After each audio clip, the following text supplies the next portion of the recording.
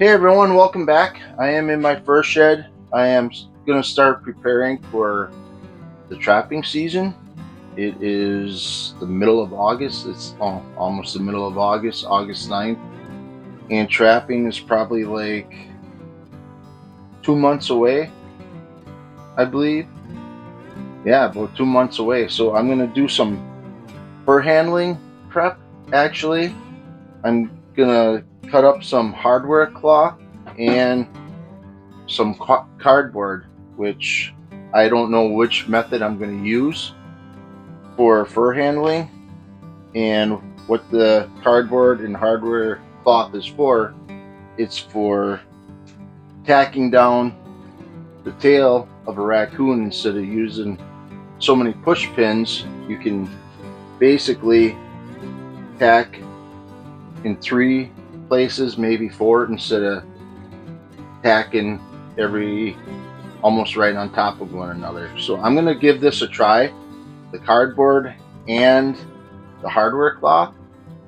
If I don't prefer either one, I'll just go back to doing what I was doing in the past. So let's do this together. I'm going to cut up a bunch of cardboard and whatever hardware cloth I have right here. I'm going to cut that up. Maybe I'll do 3 and 3 to see how it goes for in the trapping season when I start putting up some furs. Alright, so basically all I have right here is just one piece of hardware cloth I found in the garage here. I do believe I have some down in our basement, and I just got a hunk of cardboard. It's not real heavy, but I believe it'll work. And I'm going to use a speed square to measure, and the tin snips to cut the hardware cloth and the cardboard. I guess basically what I thought about doing is just taking the speed square and just making the cardboard like 3 by 6. I know the tails of a raccoon may be a little bit longer, but that's okay. I could go a little bit wider, but I'm going to just start out like this. So I'm going to cut this all the way across. I'm just going to eyeball it. I think I may need to make it wider. Maybe we'll go 4 inches. I'm at 4 inches. That looks a little better. Just eyeball all the way across, kind of like how I cook. I eyeball with the ingredients. Okay. This is 4 inches across. Now I'm going to measure 6 inches. That is right there.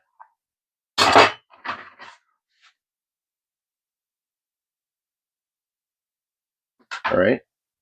It might be a little short. I don't know. Like I said, I'll figure it out when I get that far.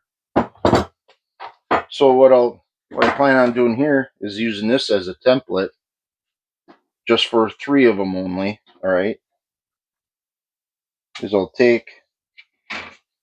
put that on top, cut the mesh here, put the mesh right there, figure out where I ended up or started, and just cut the hardware cloth. All right, now I have, that ain't right. I think I just messed up, but that's okay. All right, it's a little bit wider. Why is that? I don't know. Anyways, let's see, is this 4 inches? Yeah, it's 4 inches. Never mind. That's garbage too. All right, so I got the hardware cloth, and then like earlier, let's do the cardboard again. All I'm going to do, Just kind of eyeball it, like I said. Actually, I'm going to leave it this length. I'll just measure right here. Cut all the way across.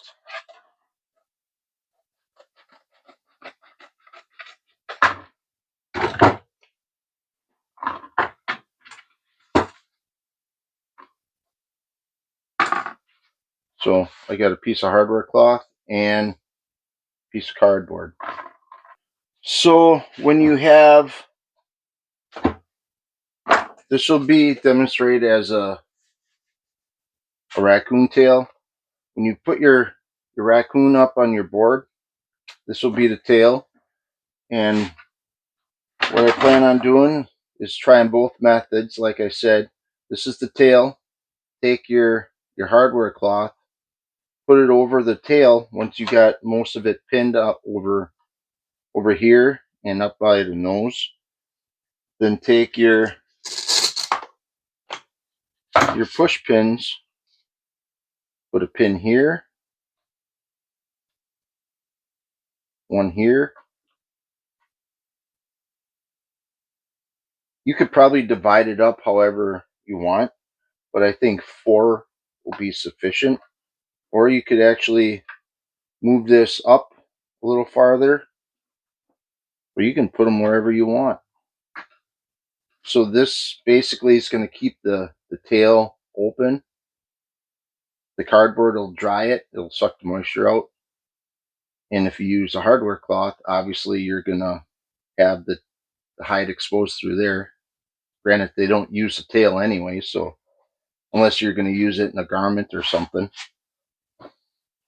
So that's what I'm going to be giving a try. I'll probably make a few more of these, probably 3 of each. That way I'm not going hog wild and wasting hardware cloth.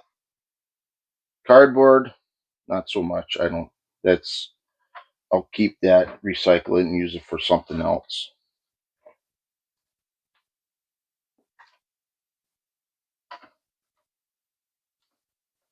There, I'll set this aside, set this out of the way, and check this out. Remember the video I did on this? I used a piece of 1-inch foam, and I stuck Velcro on the back, and then I put some Velcro on the wall here, so that way it's opposite directions. So wherever I go, I don't have to figure out where exactly the Velcro is. All I have to do is just put it up there, push it on, and it stays out of the way. Easy peasy. So give this a shot this season for you. I know I'm going to.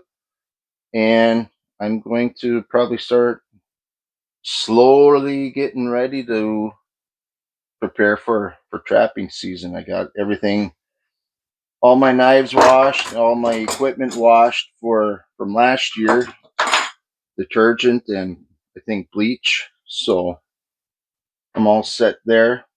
And yeah, that's basically it. I hope you enjoyed this video. Leave a comment down below. Give me a thumbs up right here. And if you really like the content, subscribe. I got a lot of trapping videos, hunting, some fishing, some vlog style videos. So give those a check.